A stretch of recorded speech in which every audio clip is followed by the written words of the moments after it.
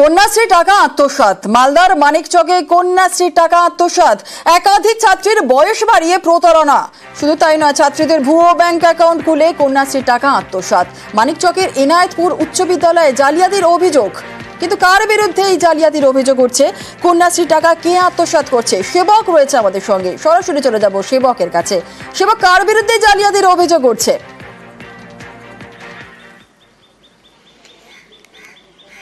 দেখো, গুরুতর অভিযোগ যে সরকারি বরাদ্দ টাকা ছাত্রীদের জন্য, সেই টাকা কন্যাশ্রী প্রকল্পে তা তুলে লোপাট করে দেওয়া হয়েছে।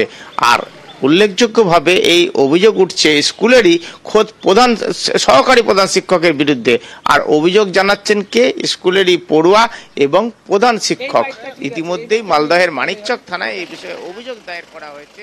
মালদহের এনায়েতপুর হাই স্কুল, এখানে 42 জন ছাত্রী এইভাবে প্রতারিত হয়েছে, এমনটাই অভিযোগ উঠছে। তারা যখন বয়সে ছোট ছিল, নবম শ্রেণীতে অষ্টম শ্রেণীতে পড়তো, সেই সময়ই নাকি তাদের সে নথিপত্র দিয়ে বয়স বাড়িয়ে সেখানে ব্যাংকে অ্যাকাউন্ট খোলা হয়েছিল, একটি গ্রামীণ ব্যাংকে।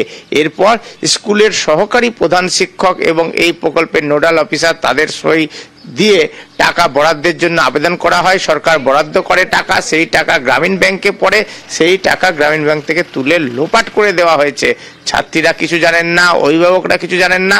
ছাত্রীরা এখন যখন 10-এ 11-এ পড়ছে, যখন তাদের বয়স হচ্ছে, যখন তারা এই সুবিধা পাবে এরকম একটা জায়গায় পৌঁছচ্ছে, তখন জানছে যে তাদের জন্য নাকি 2 বছর আগেই টাকা বরাদ্দ হয়ে গিয়েছে। ফলে তারা আর নতুন করে সরকারি এই প্রকল্পের সুবিধা পাবেন না।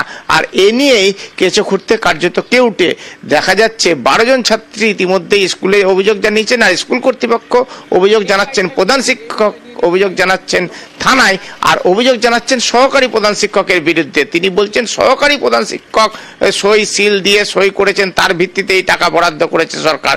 আর সহকারী প্রধান শিক্ষকের কাছেও আমরা পৌঁছেছিলাম।